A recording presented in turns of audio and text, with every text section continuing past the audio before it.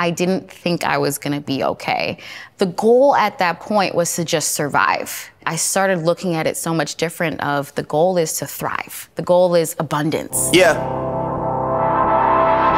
Oh, you gotta love it. Oh, you gotta love it.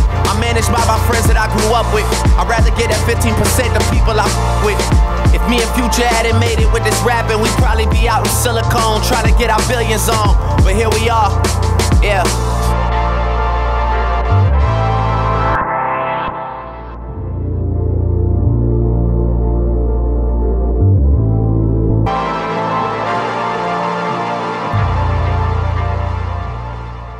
Kayla, welcome to Kneading Dough Canada. It is such an honor to have you. The tables have turned. The tables have turned. I will admit, I'm very uncomfortable when I don't tell the story and the story becomes me, but we're just gonna go with it, lean into that for 2023. No, I'm so excited because, I mean, we've known each other for such a long time. Yeah. I'm looking forward to the opportunity just to get to know you a little better and your philosophies on money, on mindset, a bit about where you come from. Yeah.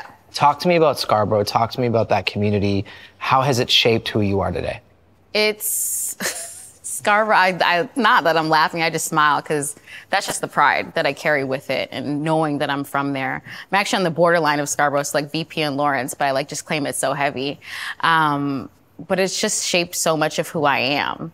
I went to alternative school out there. Most of my friends are made from out there. I was the kid that was at Scarborough Town Center. That's where I found who I was. And yeah, still, it's so funny because the friendships I have to this day, they were planted back at West Scarborough Boys and Girls Club. Like that community has given me so much. It's also showed up for me in my adult life at work. Right. And so yeah, I owe so much of who I am and what I do to the community of Scarborough. Oh, that's amazing. And talk to me about your mom. What'd your mom do? And My mom, she actually came over to Canada when she was 14 years old and went to Georges Henry. She came from Jamaica? From Jamaica, okay. Yeah. So her and I have had this very interesting relationship, but I owe so much of who I am as a hard worker to her. My mom put so much into making sure that we were okay. She was a single mom. She worked for United Way. She's actually just retiring this year. Wow. Right? She's been there for, I think, 35 years. She could have retired, but my mom loves what she does. And I think that that's what I take from her is she's just super passionate about what she does, her drive to serve. Yeah. And that's where I've picked up so much of that from. Always in the community that way. I think that that's sort of where I got a lot of my drive to stay within community and to serve that way from. And so she was doing that. My mom would leave 8 in the morning, come back 6 o'clock, and I would spend so much time with my grandparents. And that was beautiful too, because that showed me how much it does absolutely take a village and help to help raise your children. Yeah. And so I feel no shame in saying that I have a lot of help with raising my son. Do you remember anything, any early financial lessons that you learned in the household? I think I was about 10 and we're coming home from my grandparents' house and someone had robbed us.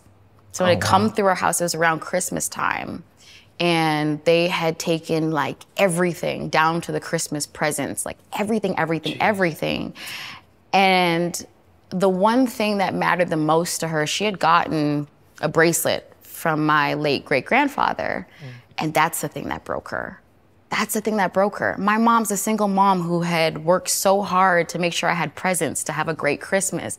All of those things were taken. She knew she was still gonna give me an amazing Christmas, but it's the valuable items, the things that have the stories. Those are the things that she couldn't replace.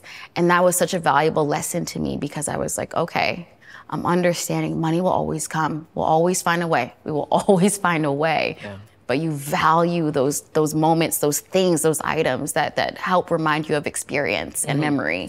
And I think that that was a very valuable lesson that I learned that she didn't necessarily like teach me, but she showed me. She was more of a shower example as opposed to like a talker. Yeah. No, it's amazing how you still carry that story. And obviously it's so sad what happened, but you find, you know, the beauty in that lesson and really. And I think you know, I wouldn't say it's luck. I think when it comes to money, because I did live on my own at 15. And so I was skipping a ton of, that's how I got kicked out of school, is I was hopping couches. So I was actually living in one of my friend's basements, and I skipped so much school because I was working at Mex at the time. Like, I was trying to just make ends meet. And I just always remember in this, and I have to carry this to like my lessons now about money, is I never went broke.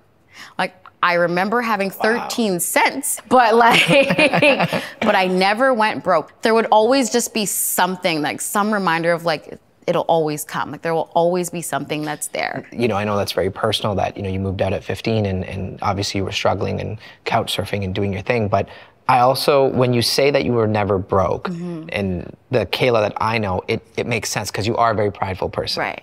I am. And that you would never let yourself be in that situation where you have nothing, even if it was 13 cents. Right, I'm gonna have something. You're gonna have something.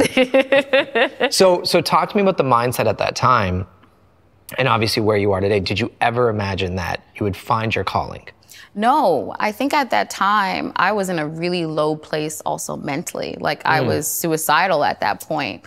So at that point, and it's funny, yesterday I was writing a letter to my 15-year-old self via this book called 500 Prompts. And it was like, what would you write to yourself? And I think it was like, you're gonna be okay. At that time, I didn't think I was gonna be okay. The goal at that point was to just survive. By any means, survive. And I think when we think about that in this financial sense, a lot of that actually shows up in our day-to-day is we are just looking to survive, live paycheck to paycheck, pay the bill.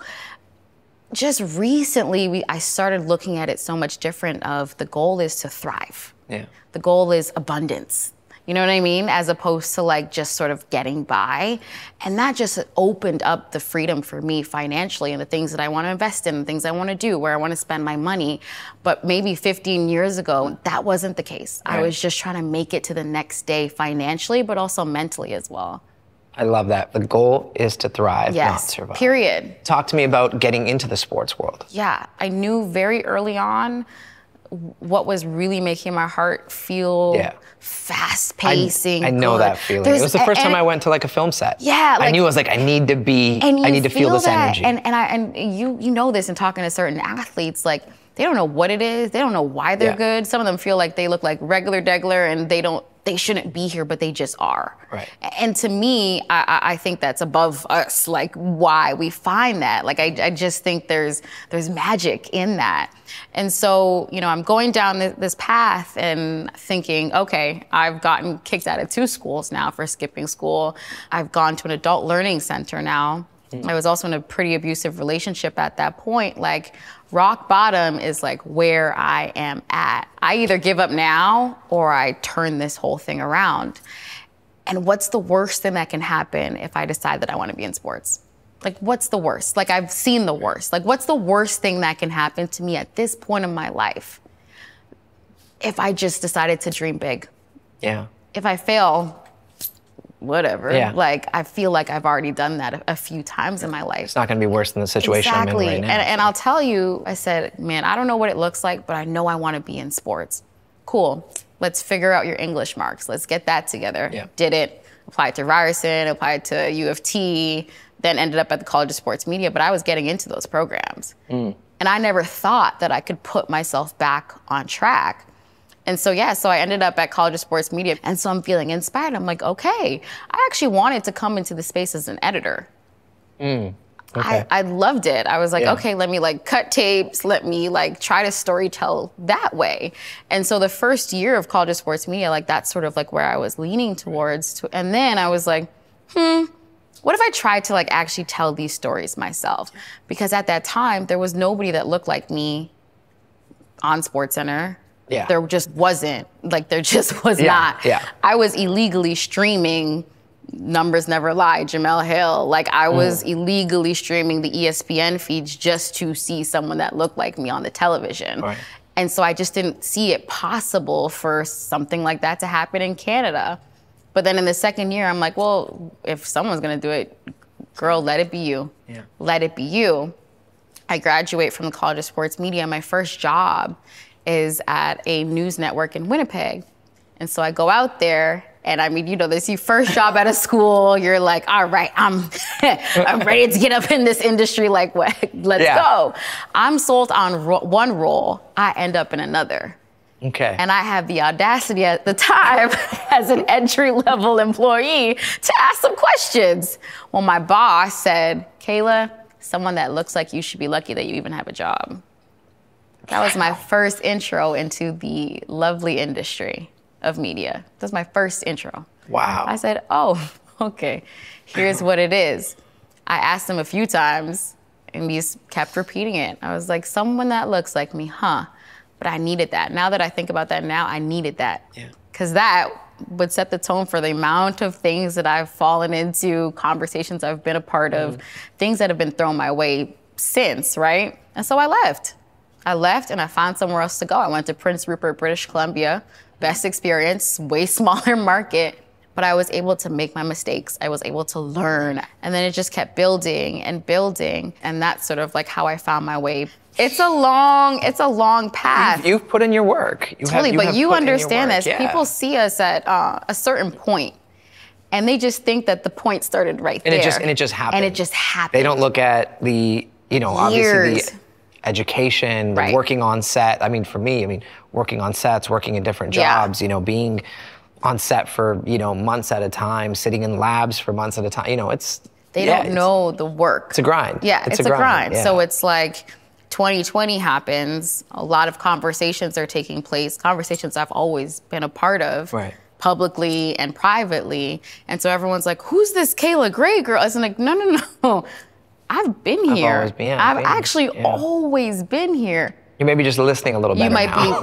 You might have cleaned out your ears just a little bit, but be very clear, my success is not because of this moment, it's because of the years well put into this moment. Yeah. You know what I mean? I think that when we think about journeys, it's never when the light's shining the brightest or when you're getting the most awards. It's when you're back in Prince Rupert, when you're back in Winnipeg dealing with racist program directors. Yeah. That's when that really starts, and that's when you really start to learn your lessons in this space. So we have this round on the show called the 2 cents round. Okay. It's like rapid fire. You just gotta let it out, have fun with it, don't overthink it. Oh, great. All right. This is a Capricorn's dream. Don't overthink it, guys. All right, describe your financial persona in one word. Abundance. Abundance. Which I'm trying to be there. Yes. Do you want me to elaborate on it? No, I love that. Okay. I love that. That's it, abundance. There we go. What does financial freedom mean to you? Choice.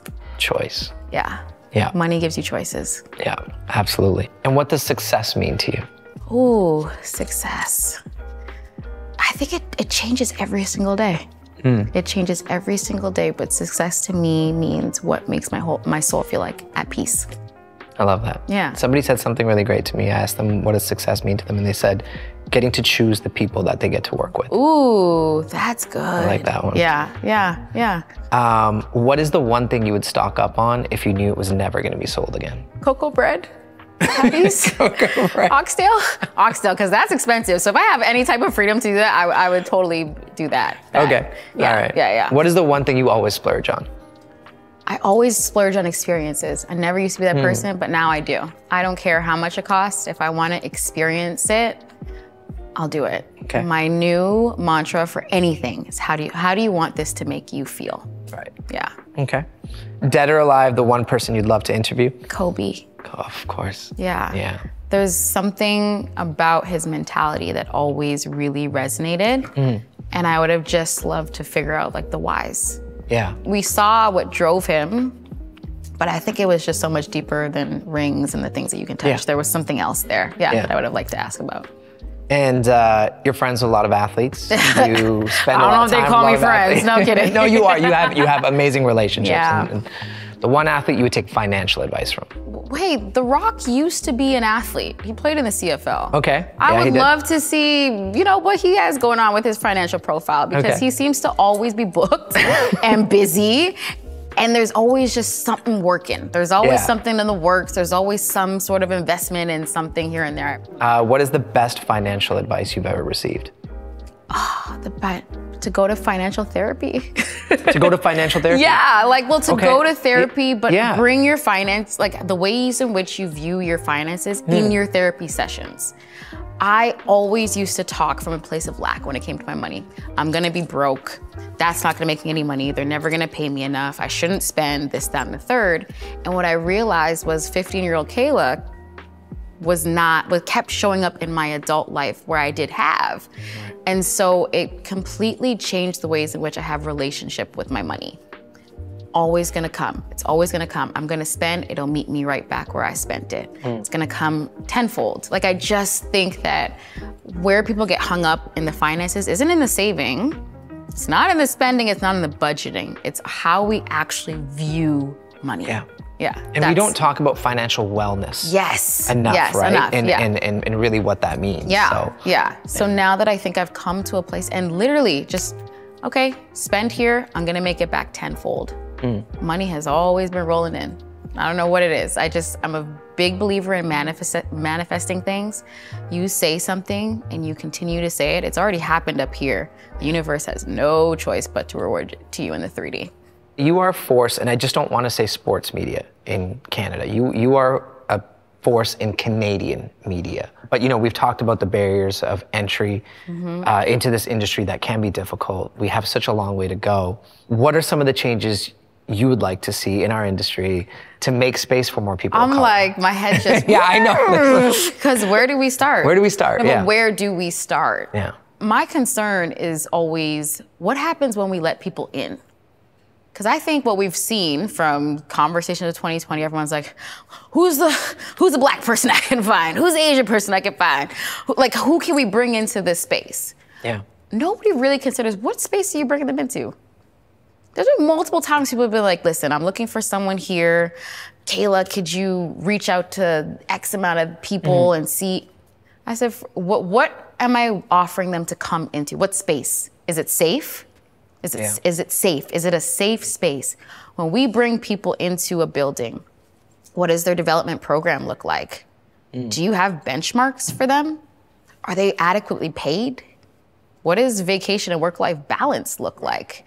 Those feel like such basic things, but those are pieces that can really empower people to go out there and do their best, be their best. And when they're their best, we get the best storytelling. We get fair storytelling, diverse storytelling. And it completely just changes the type of information that we all get. I think that to me, making a safe space, making a space where people feel empowered, making it feel like you can come in and make mistakes and pitch, and understanding the importance of stories, that's important. I'm finding this with our show or even when I'm talking to other creatives about, the stories that they're trying to tell and when they're marketing it to people just don't get it. They don't understand. It doesn't resonate to them. People have to be okay with not understanding. So let's talk about the shift a little bit. And when did that shift happen? Oh my gosh, the shift happened when I got tired. This is the first time I will say my impatience did some good for me. I think we were just at a point, there was a lot of conversation around the murder of George Floyd. And I just kept finding it was very difficult, and a lot of people didn't understand, to continuously feel like you were relied on to be a voice for something, right? And so I gladly, and it's such an honor to speak on certain things. But I have to also stress that Black is not a monolith. So my opinion can differ from somebody else. My need can differ from somebody else. And I just kept finding myself in this loop of bro, how many segments? How many panels? How am I supposed to keep my feelings into 3 minutes and then go to break? It just feels inauthentic. So I said, no, we're not doing this anymore. And I said, if I want to see something, what do I want to see? I just started writing it down on a napkin. How do I want it to look? How do I want it to feel? What do I want hosts to look like? What do I want conversations to look like? But the biggest non-negotiable for me was, we're going to talk trauma, of course. It will be a safe space to have real conversation. And we've seen it with some of the interviews that I've done. But what we're also going to do is highlight some joy here, because that's important too. And so I was like, all right, the shift. Let's shift that conversation. Let's shift how we look at certain things. Let's shift how we talk about certain things. And I think I had to learn that as well, is this has your name on it. When you have something that has your name on it, there's a level of pride and stakes. It's a level of stakes. If something fails and it doesn't have my name on it, oh, remember that show? Nah, that's That's legacy stuff, so it means something. And, to me. and there's no choice. It has to succeed. It has to succeed on every one of those levels. level, Yeah. on every level. And I'm just so proud of what we've been able to accomplish with the shift. I'm proud of the doors in which the shift has opened. Proud of what's gonna come. I'm proud of what's next. Yeah. Because I don't believe that that's it. There's more. I have so much more to give. I think when you're building a project like that, or any business, and I think we can agree on this advice to whoever's watching out there, it's got to be personal. Yeah. Right? Like, There's I love that. My team and my partners and people that I know, they sometimes get so frustrated with me because I take our movies, I take our documentaries so personally. Yeah. Right? Because for me, it's not business, right? Yes, of course, there's the business element of there, but it's personal. Yeah. The storytelling is personal. Yes. These stories matter. You can see the impact that it's going to create. And similarly, Yeah. with the shift, I think the reason why it is successful, and I think it's going to be very successful, is because it's not just business for you. No, it's personal. never been. Because I'm not a business-minded. I didn't come from the book of business in the first place. I came from Scarborough. Like I came from a whole different space. Yeah. And so all I knew how to be was to be personal first, how to be Kayla first. Yeah. And I was not going to change what that looked like in this new way because someone needed me to be more business-minded. And the goal for me always in this space is I'm a storyteller, and my mission is always to empower someone else to tell theirs. Talking about the next generation. Motherhood. Yes. You are a very young, cool mom. I have seen you in action. Talk to me a bit about motherhood. It's such a beautiful thing. So when I made my debut on SportsCenter, I was actually 8.5 months pregnant.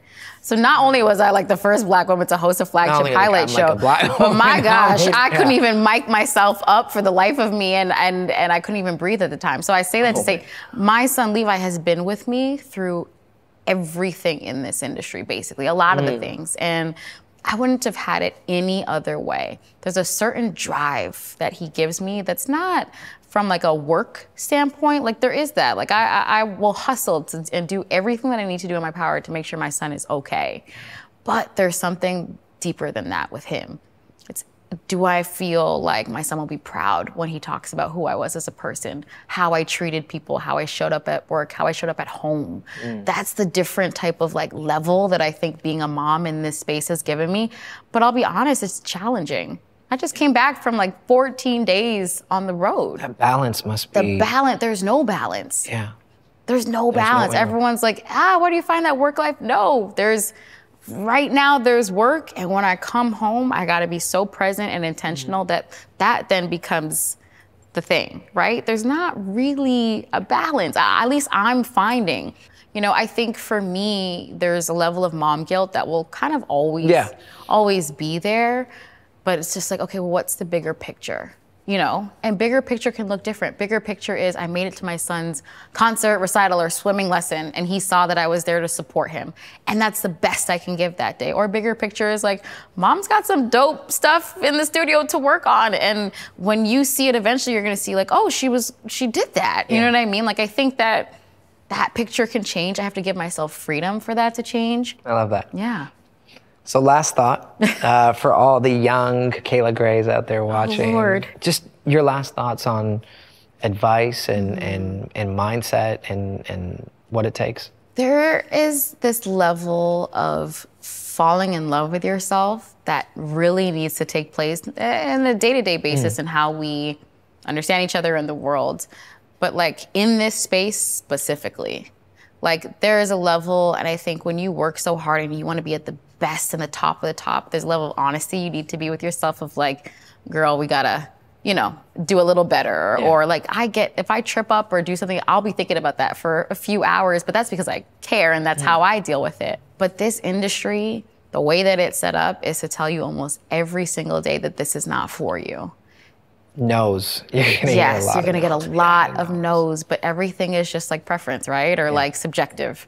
Like I'm front facing. Someone can find that they don't like my hair the way that it's curling right now, or they don't like the way that I sound or the way that I look, or I'm too big, or like there's always someone that's gonna say something. And if I move my energy to the ways in which someone views me, I'm never gonna last.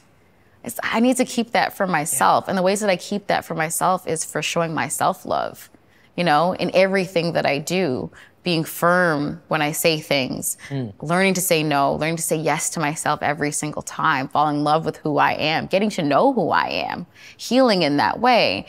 If you practice those things every single day with yourself, in these spaces, a major transformation happens. Blame the city, I'm a product of it. Young from the city, you gotta love it.